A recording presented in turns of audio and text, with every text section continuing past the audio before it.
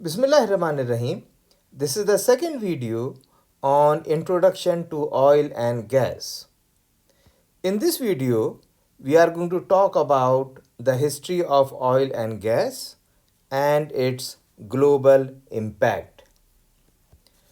These are the topics that we are going to cover in this video.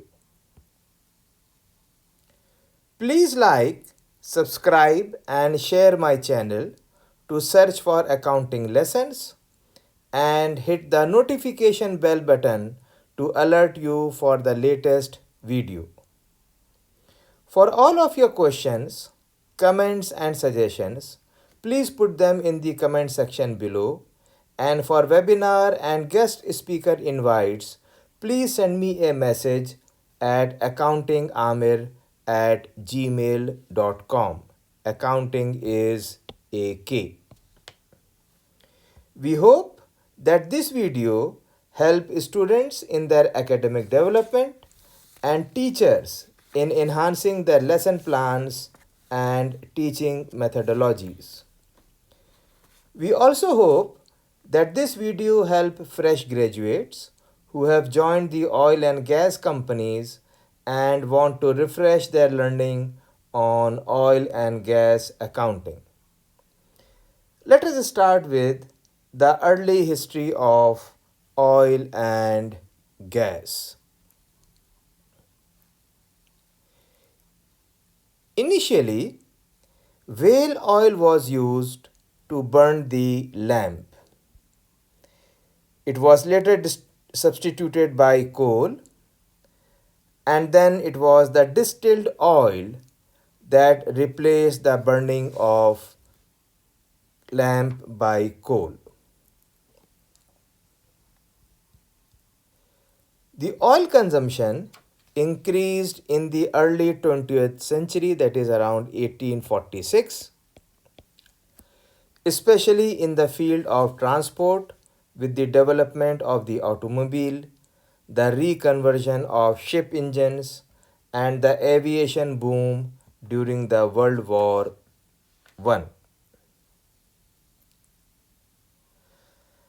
The first model drilling took place in America in Oil Springs, Tutsville, and America became the largest producer in the world in 1876, the largest producer of oil. Due to rapid industrial revolution in Europe and North America, there was rapid increase in energy requirements that were mainly met by coal. Interest in oil intensified throughout the world, from the Russian Empire, Baku, to Europe, Ploesti, Weizen, and Krosno. People have been using oil and gas for 4,000 years. However, the modern era of oil and gas exploration and production didn't begin before 1846. That year, Abraham Gessner, a geologist based in New Brunswick, Canada, figured out how to distill paraffin from crude oil. This made crude oil far more useful and triggered a global boom in exploration and production. California became an early center of oil prospecting and was famous for its gushers. These were pressurized oil reservoirs which, when drilled, spurted massive fountains of oil into the air. Let us talk about the situation today. Following 150 years of oil and gas exploration, most geologists believe that they have found most of the oil that lies in the earth crust. The map shows the major oil and gas provinces of the world. The dark green provinces are the biggest field and the light green provinces are the smaller ones. Only two regions of the planet have not yet been fully explored for oil and gas. These are Antarctica and the Arctic Ocean. These cold, inhospitable environments make oil exploration and production too costly. However, as the climate of these regions changes with global warming and as technology advances, it may be only a matter of time before these fields become ripe for exploitation. At present, exploration in Antarctica is prohibited by the political Antarctic Treaty. Let us talk about oil discoveries. Oil deposit discoveries were made in other parts of the world too, and oil in Venezuela was discovered in the year 1918. That became the second largest global producer. Oil was also discovered in the Middle East between 1929 to 39, in Jordan, in Syria, Iraq, Iran, Saudi Arabia, Oman, United Arab Emirates, Kuwait. And during World War II, 1940, demand for oil skyrockets and the oil became a major international issue. In the Russia, the discovery of oil fields in western Siberia in 1958 pushed the country to invest in its exploitation. By this time, oil was $3 per barrel.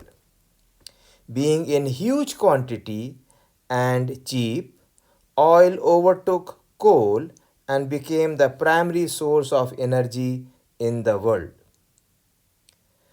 Next, let us talk about OPEC.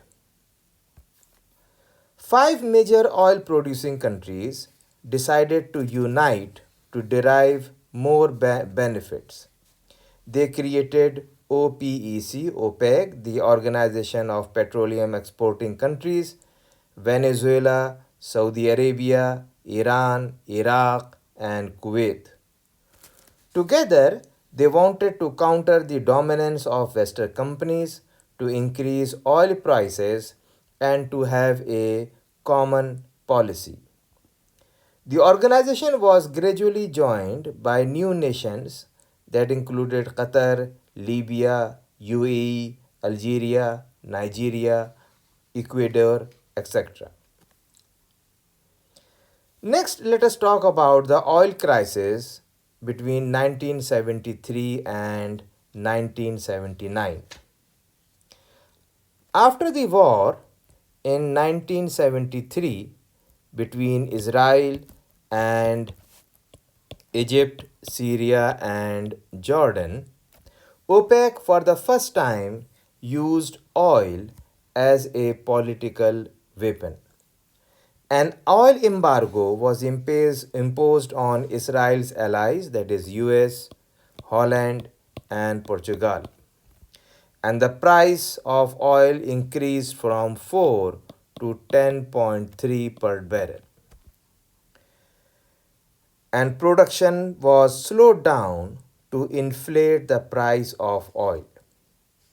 Now, this was the first oil crisis that hit the industrialized countries as their economies heavily depended on oil.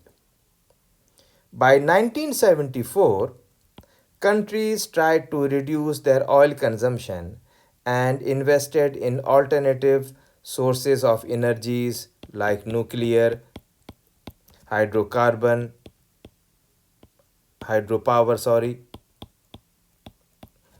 or they even plan to reinvest in coal. By 1975, oil companies started exploring new oil deposits. Sources at sea called offshore sites were discovered and exploited, particularly in the North Sea. The Soviet Union becomes the largest producer of oil in the world, while the United States production increases with the exploitation of Alaskan oil. Oil price further increased from 10.3 to $15 per barrel. In 1979, Iranian Revolution took place and the oil production in the country falls, causing the second oil crisis, and the oil prices further increased from $15 per barrel to $32.55 per barrel. Next, let us talk about the Middle East instability between 1979 and 1990. In 1979, following a border dispute tensions between Iraq and Iran, it led to a 8 years war. Globally, non-OPEC oil production rose and exceeded production by OPEC countries. OPEC at that time, by this time, was producing 30%, while the non-OPEC countries, they contributed 70% of the oil production. The 13 non-OPEC countries taking part in the agreement were Russia, Azerbaijan, Bahrain, Brunei, Equatorial Guinea, Kazakhstan, Malaysia, Mexico, Oman, Russia, Sudan, South Sudan, Brazil, and Bolivia. The other two major producers are the Organization for Economic Cooperation and Development, that is OECD, and the states of former Soviet Union. OECD, that is the Organization for Economic Cooperation and Development, produces about 25% of the world oil supply, or about 21 million barrels or more per day. With OECD, the biggest single producer is the USA, but there are other major players as well that include Mexico, Canada, and UK. The states of the former Soviet Union supply a further 15% of the global production. The supply and demand sets the price of barrels, and the oil price now reduced from 32.5 to 28.1. However, for industrialized countries, the stability of the Middle East still remained a priority. In 1986, the oil prices further reduced from 28.1 to $10.9 per barrel. Around 1987, Iran and Iraq began to target their oil facilities in the Persian Gulf, and hundreds of Western military vessels stepped in to ensure the supply of oil. At the end of the war, that is in 1988, Iraq weakened. But since Iraq has large amount of military equipment, the country still was the most powerful army in the region. In 1990, Iraq took advantage of this situation and invaded Kuwait following a border dispute, and the oil price rises now from 10.9 to 39.5. An international coalition was formed under the UN and led by the United States to intervene and neutralize the Iraqi army. Next, let us talk about US intervention between 1991 and 2000. In 1991, the oil prices reduced from 39.5 to 19.2. This time, the United States establishes a permanent presence in the region by installing military bases and signing defense agreements with the Gulf countries. A series of embargoes were imposed against Iran and Iraq. By this time, Saudi Arabia, having the largest known oil reserves in the world, became the major producer of oil.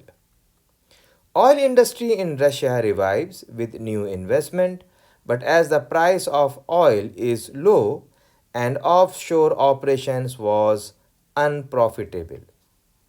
In 1998, six giant companies, three from USA, Chevron, ExxonMobil and ConocoPhillips, and one each from UK, Netherlands and France, namely BP, Shell and Total, they merged and became the richest and most influential company in the world.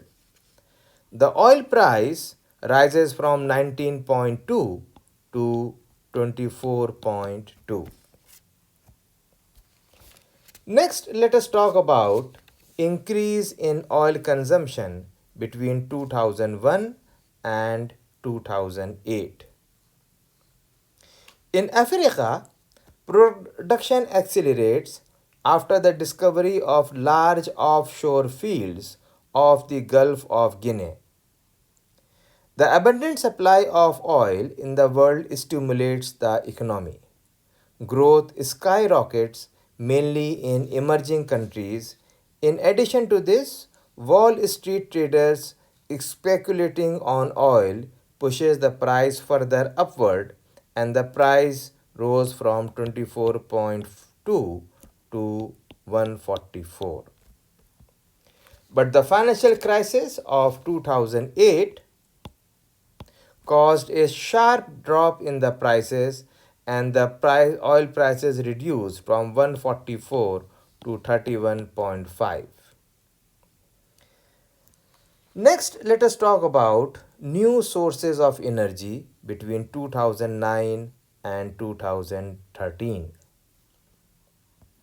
In 2009, the oil prices rise from 31.5 to 44.7. With more global demand for oil, its price rise again. The unconventional exploitation of petroleum becomes profitable despite the difficulty in its pumping and treatment. In the Gulf of Mexico, an attempt to make the deepest borehole in the world falls, causing one of the world's worst known oil spills. In the United States, improved technologies such as fracking in 2011 now made it possible to pump shale oil, the reserves of which seems enormous. This oil is wedged between different layers of solid rocks. A fluid is injected at high pressure to break the rock and release the oil, which is then pumped. Numerous such reserves were discovered in the United States that exploded the production. By 2014, the oil price rises from 44.7 to 101.2. Like any business, oil companies have to compete. This is possible by minimizing its own cost and thus reducing the price. Saudi Arabia exactly did this.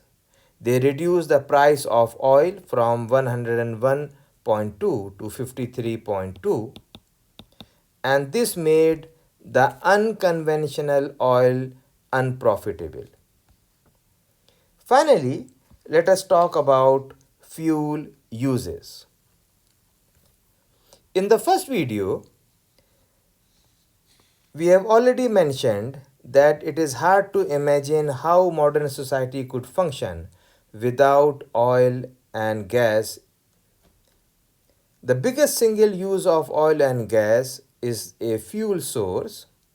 Fuel accounts for about 84% of all oil and gas consumed. Without oil and gas, there would be no cars or planes and would be more limited in the way we heat and light our homes or cook our meal. We can't even simply turn to electricity instead because much of our electricity is produced by power stations that burn oil and gas. Apart from a fuel source, there are other uses of oil and gas as well. Like several household items are made of oil and gas or gas as well. CDs, DVDs, plastic containers, fertilizers, pesticides, food additives, synthetic clothing, dyes, and detergents all to a large degree contain byproducts of oil and gas. In fact, 16% of oil and gas is used to make these and many other products.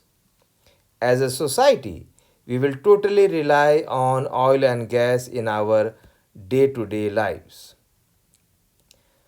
So, this completes the part 2 on introduction to oil and gas, where we talked about the history of oil and gas and its global impact. Remember, effective questioning brings insight, which fuels curiosity, which cultivates wisdom. If you have any question regarding this session, then please don't hesitate to ask in the comment box or by email, and inshallah I will reply you back. Thank you so much and happy learning.